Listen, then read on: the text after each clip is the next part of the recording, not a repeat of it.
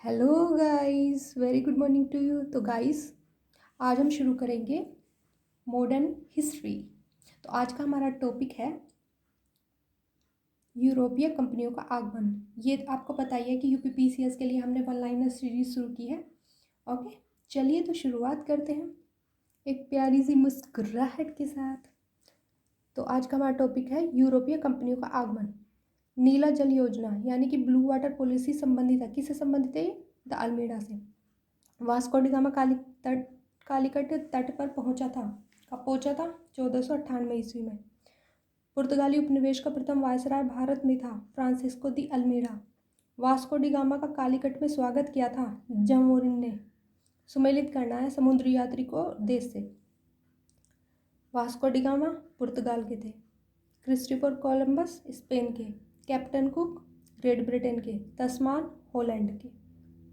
भारत में पुर्तगाली शक्ति का वास्तविक संस्थापक था अल्बुकर्क। पुर्तगालियों ने भारत में प्रथम दुर्ग का निर्माण किया था कोचीन में। मध्यकाल में सर्वप्रथम भारत से व्यापार संबंध स्थापित करने वाले थे पुर्तगाली। भारत में प्रथम सामुद्रिक व्यापारिक केंद्र स्थापित किया गया किसके द्वारा? पुर्तगालियों के ही द्वारा। बंगाल की बांदेल, चिंसुरा, हुगली तथा श्रीरामपुर फैक्ट्रियों में से जो डचों द्वारा स्थापित की गई थी, हुगली एवं चिंसुरा। पांडिचेरी के संदर्भ में सही कथन है। पांडिचेरी पर कब्जा करने वाली पहली यूरोपीय शक्ति पुर्तगाली ही थे। हुगली को बंगाल की खाड़ी में समुद्री लूटपाट के लिए अड्डा बनाया था पुर्तगालियों ने। कलकत्ता का संस्थापक था जॉब चॉर्नॉक। भारत में यूरोपीय शक्तियों के प्रवेश के संदर्भ में सही कथन है। अंग्रेजों ने अपना पहला कारखाना दक्षिण भारत में मछलीपट्टनम में लगाया। पूर्वी भारत में अंग्रेजी कंपनी ने 1633 ईस्वी में उड़ीसा में पहला कारखाना लगाया। डुप्ले के नेतृत्व में फ्रांसीसियों ने 1746 ईस्वी में मद्रास पर कब्जा किया था। भारत के साथ व्यापार करने के लिए सर्वप्रथम संयुक्त पूंजी कंपनी आरंभ करने वाले लोग थे ब्रिटेन के। सही कथन चुनना है। डचों ने पुर्तगालियों को पराजित किया और आधुनिक कोच्चि में उन्होंने फोर्ट विलियम्स का निर्माण किया। भारत में ईस्ट इंडिया कंपनी की सफलता का राज था। भारत में राष्ट्रीय शक्ति की कमी थी। कंपनी की सेना को पश्चिमी प्रशिक्षण मिला था तथा उनके पास आधुनिक हथियार थे। भारतीय सैनिकों में राष्ट्रीय भावना का अभाव था, जिसके फलस्वरूप कोई जो उन्हें अच्छा वेतन दे अपनी सेवा में लगा सकता था। ब्रिटिश कंपनियों में से भारत में व्यापार करने का पहला अधिकार पत्र प्राप्त हुआ था लीवेंट कंपनी को। लंदन में ब्रिटिश ईस्ट इंडिया कंपनी के गठन के समय भारत का बादशाह था अकबर। वह मुगल सम्राट जिसके शासनकाल में ईस्ट इंडिया कंपनी ने भारत में सर्वप्रथम कारखाना स्थापित किया जहांगीर के। सूरत, सतारा, बॉम्बे, पणजी में से ईस्ट इंडिया कंपनी की प्रारंभिक वेस्टर्न प्रेसिडेंसी थी सूरत में। भारत में 1613 ईस्वी में अंग्रेजों ने अपनी पहली फैक्ट्री स्थापित की थी सूरत में। वह अंग्रेज अधिकारी जिसने पुर्तगालियों को स्वाली के स्थान पर हराया था थॉमस बेस्ट ने।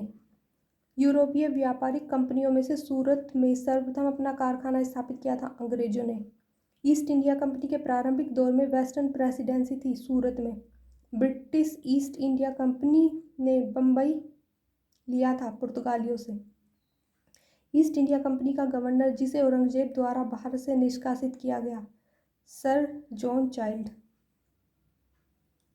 प्रथम कर्नाटक युद्ध का तात्कालिक कारण था अंग्रेजों द्वारा फ्रांसीसी जहाज़ों का अधिग्रहण। सही सुमेलित करना है। प्रथम कर्नाटक युद्ध एक्स ला चैपल की संधि से अंत हुआ था इसका। द्वितीय कर्नाटक युद्ध अनिर्णायक युद्ध रहा था ये। तृतीय कर्नाटक युद्ध पेरिस की संधि से अंत हुआ था इसका। और प्रथम मैसूर युद्ध ब्रिटिश की हार हुई थी। सुमेलित करना है युद्ध को वर्ष से। कर्नाटक का प्रथम युद्ध कब से कब तक हुआ था? 1746 से 48 तक। कर्नाटक का द्वितीय युद्ध 1749 से 54 तक। कर्नाटक का तृतीय युद्ध 1758 से 63 तक। प्रथम यूरोपियन व्यक्ति जिसे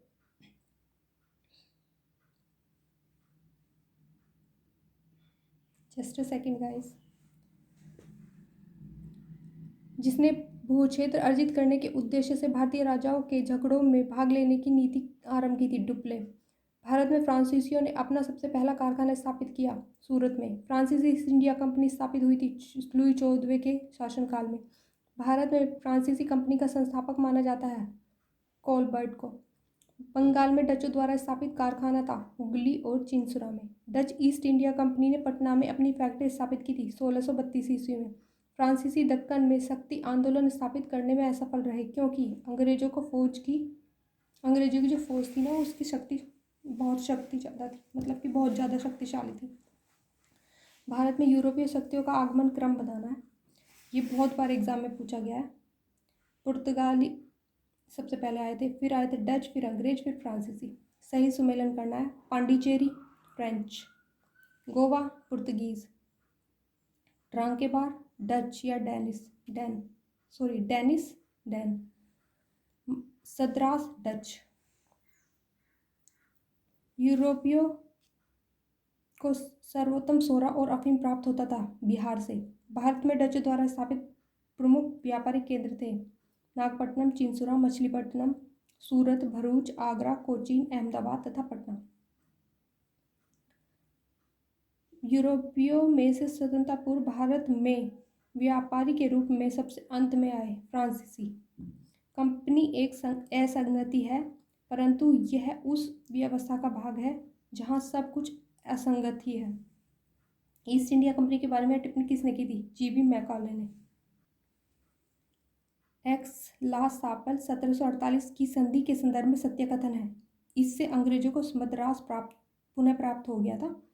भारत में अंग्रेजों की सफलता तथा फ्रांसीसियों की असफलता के कारण है अंग्रेजों को बंगाल विजय से अपार धन एवं जनशक्ति का मिलना और अंग्रेजों की बेहतर नौसैनिक ताकत। ओके गाइस, तो यहाँ पे यूरोपीय शक्तियों का आगमन जो उसके वन लाइनर है फिनिश होते हैं।